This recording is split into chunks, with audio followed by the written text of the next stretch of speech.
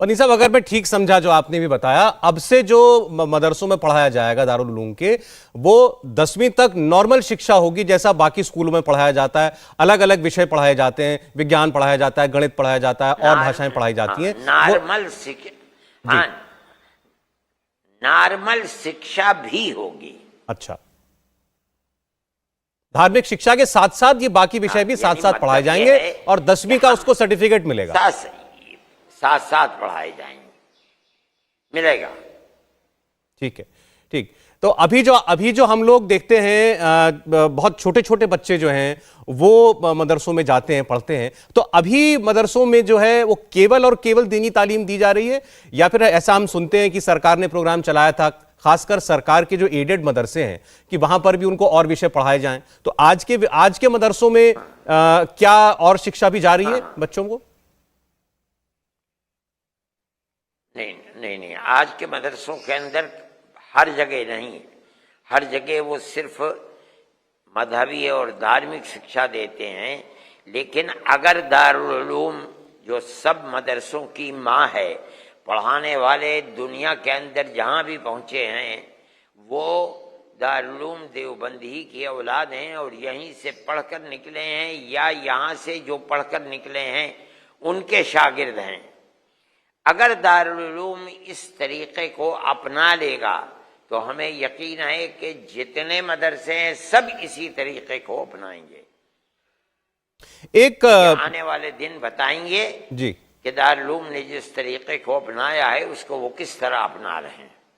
बिल्कुल ठीक, बिल्कुल ठीक।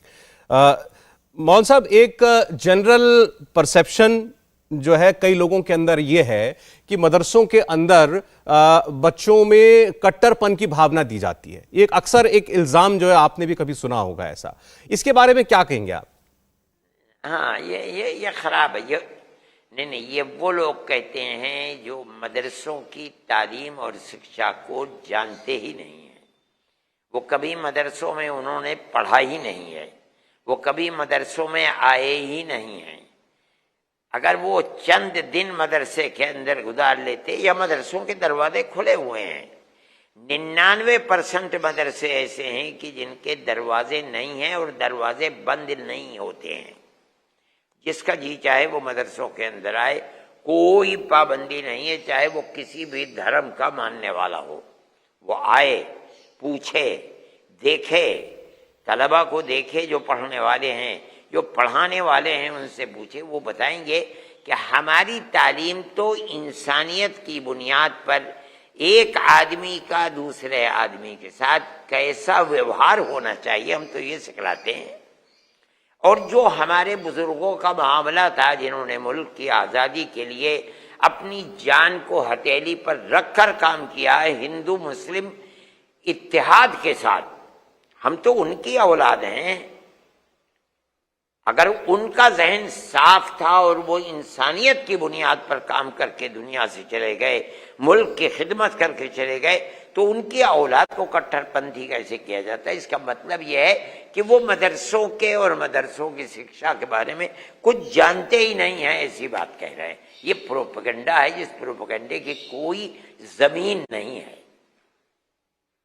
अदी साहब, जब हम कट्टरपंथ या कट्टरपन ये शब्द इस्तेमाल करते हैं, इसका मतलब ये समझा जाता है कि मदरसों में शायद ये बताया जाता है कि आप जो हैं, आपका धर्म वही सबसे बेहतर है, या वही एक सच्चा धर्म है, और दूसरे धर्मों के बारे में या दूसरे धर्म के मानने वाले लोगों के बारे में गलत विचार उनको दिए जाते हैं। ये ऐसा भी कई लोग इल्जाम लगाते हैं। नहीं, ये भी ऐसा भी नहीं है। हर धर्म का मानने वाला अपने धर्म को ऊंचा समझता है, सबसे अच्छा समझता है, वरना वो उस धर्म का पाबंद नहीं हो सकता है। जो हिंदू है वो हिंदू धर्म को अपनाता है, उसी पर जीता है, उसी पर मरता है। जो ईसाई है वो अपने ही धर्म पर जीता है और अपने ही धर्म पर मरने को पसंद करता है। जो सिख है वो अपने ही धर्म पर जीता है, अपने ही धर्म पर मरने को पसंद करता है।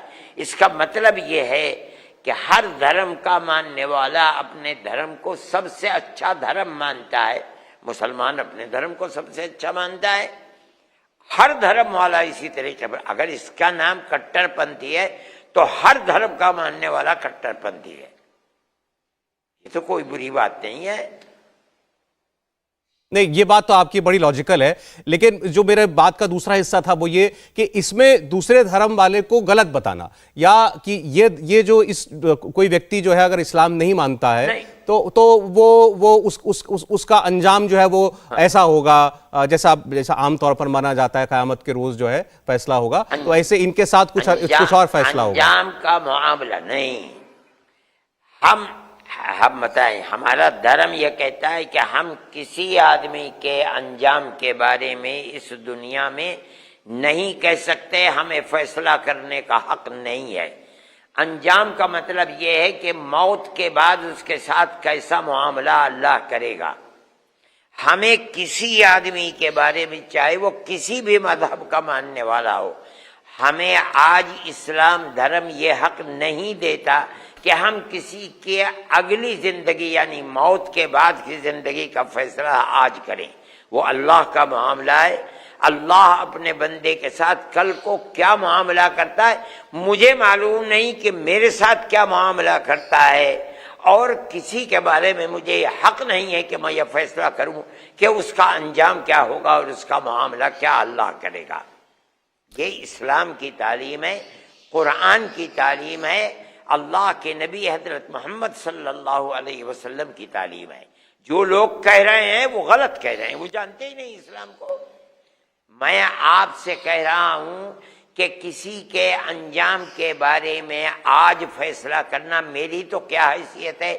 اللہ کے نبی حضرت محمد صلی اللہ علیہ وسلم بھی فرماتے کل کیا ہوگا میں نہیں جانتا کہ میرے ساتھ کیا ہوگا اور تمہارے ساتھ کیا ہوگا. یہ تو اللہ کا معاملہ ہے، وہ اپنے جس بندے کے ساتھ جو چاہے گا معاملہ کرے گا. جی میں یہ آپ سے کہہ رہا ہوں، اس کو لاکھوں اور کروڑوں مسلمان بھی سنیں گے، غیر مسلم بھی. میری یہی بات اسلام کی تعلیم کے مطابق ہے جو میں کہہ رہا ہوں. کسی کو کوئی حق نہیں ہے انجام کے بارے میں اس دنیا میں کچھ کہہ دینا. وہ دنیا دوسری ہے، یہ دنیا دوسری ہے. میں کیا فیصلہ کر سکتا ہوں کسی انجام کے بارے میں؟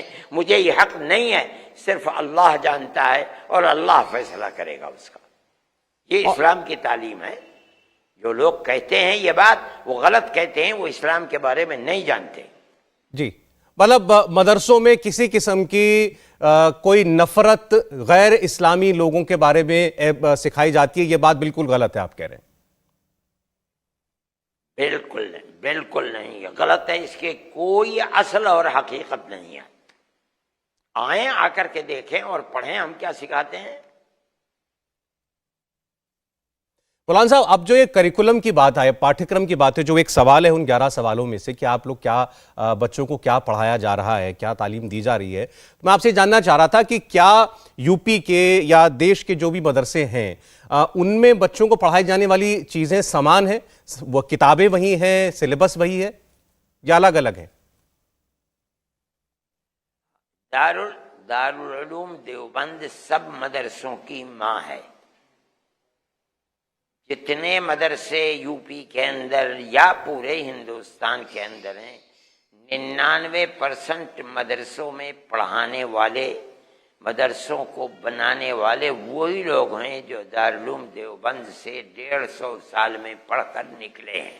صرف ہندوستانی میں نہیں، پاکستان، افغانستان، برما، بنگلہ دیش، ساؤتھ افریقہ، ایران، یورپ، امریکہ، اور ادھر چلے جائیے آسٹریلیا.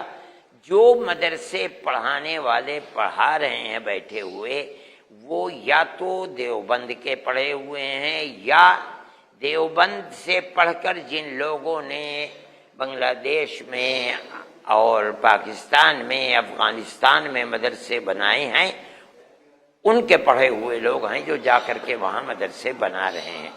کہیں کوئی کٹر پنتھی کی تعلیم نہیں ہے. وہ کورس تقریباً ہو سکتا ہے کہیں کہیں کوئی کتابیں انہوں نے اپنی زبان کے اعتبار سے بدل لی ہوں، لیکن حقیقت، بنیاد اور نقطہ وہی ہے جو دارالعلوم دیوبند کا کورس ہے. انڈیا ٹی وی ہر وقت ہر جگہ ڈاؤن لوڈ کرنے کے لیے سرچ کریں India T V news Google Play store یا ایپ اسٹور پر.